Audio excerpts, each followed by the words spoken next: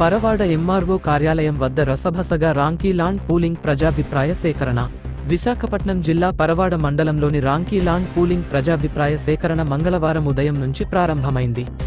ఈ సందర్భంగా పరవాడ ఎంఆర్ఓ కార్యాలయం వద్ద టీడీపీ నేతలు, ప్రజలు ర్యాలీ నిర్వహించారు. ప్రజాభిప్రాయ సేకరణను ఆపివేయాలని డిమాండ్ చేశారు. సమీప గ్రామాలకు ప్రజలకు సమాచారం ఇవ్వలేదని టీడీపీ ఆందోళన వ్యక్తం చేసింది.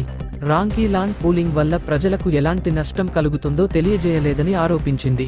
టీడీపీ రాష్ట్ర ప్రధాన కార్యదర్శి బండారు అప్పలనాయుడు పొల్యూషన్ బోర్డు అధికారులను నిలదీశారు. ప్రజాభిప్రాయ సేకరణను సమర్థవంతంగా నిర్వహించాలని హెచ్చరించారు. ఈ ఘటనపై పోలీసులు భారీగా మోహరించారు.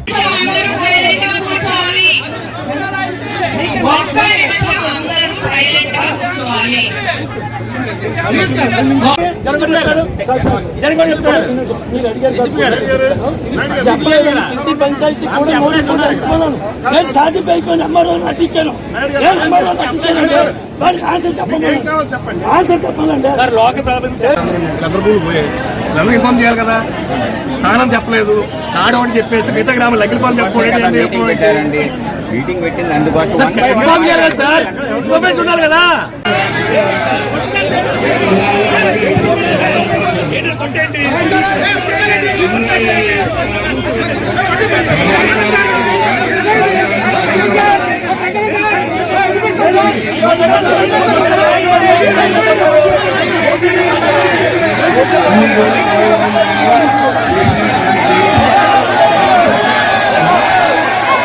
నగిలిపాలెం ఉంది, ఈ బార్నింగ్ ఉంది, ఎరుపు ఉన్నాయి కదా దాంట్లోని.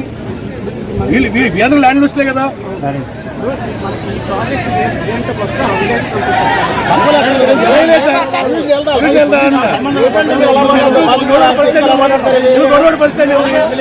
బారిన పడుతున్నామని, ఆ విత్ కంపెనీస్ మధ్యలోనే తాడి గ్రామం ఉంది అని చెప్పి, తాడి తరలింపు అని చెప్పి 2009లో నేను ఎమ్మెల్యే అయిన తర్వాత రాజశేఖర రెడ్డి గారు ముఖ్యమంత్రిగా ప్రమాణ స్వీకారం చేసిన తర్వాత ఫస్ట్ నెలలో ఇక్కడికి వచ్చినప్పుడు అదే వేదిక మీద నేను చెప్తే ఈ సమస్య నాకు ఐడియా ఉంది. ఎట్టి పరిస్థితుల్లో కూడా పొల్యూషన్ మీద కానీ పక్క సీటే అయోధ్య రామిరెడ్డి గారు ఉన్నారు. ఏమి అయోధ్య ఏంటి నాకు ఈ తలనొప్పంతా పెడుతున్నామని చెప్పి ఆయన జోక్గాను సీరియస్గాను కూడా అనుకో లేదు పొల్యూషన్ సమస్య మీద కానీ ఏదైతే ఈ గ్రామాల మధ్యలో ఉండిపోయిన తాడి లాంటి గ్రామాలు ఉన్నాయో ఇమ్మీడియట్ గా కూడా తరలిస్తామని చెప్పి ఆ రోజున నన్ను ఒక రిప్రజెంటేషన్ ఇవ్వమని చెప్పి ఎమ్మెల్యేగా తీసుకుని దాన్ని అడ్రస్ చేసి యూనిట్స్ లో కూడా రికార్డ్ అయిన విషయాన్ని మీకు ఒకసారి గుర్తు చేస్తూ 2009 నుంచి 14 వరకు కూడా నేను కానీ ప్రజాభిప్రాయ సేకరణ చేద్దాం అనుకుంటున్నారు. మళ్ళీ ఇప్పుడు ఇంకొక మాట చెప్పారు గౌరవ ముందు మాట్లాడిన ఎంఆర్ఓ గారా, పొల్యూషన్ బోర్డు వారు కంపెనీ మేనేజ్మెంట్ మారింది అని. 2004 నుంచి మా అరణ్య రోదన అలవాటైన పాత కంపెనీయే మమ్మల్ని పట్టించుకున్నప్పుడు, కంపెనీ మారినప్పుడు కొన్ని రాసుకుంటారు. నాకు కూడా కొంత అవగాహన ఉంది.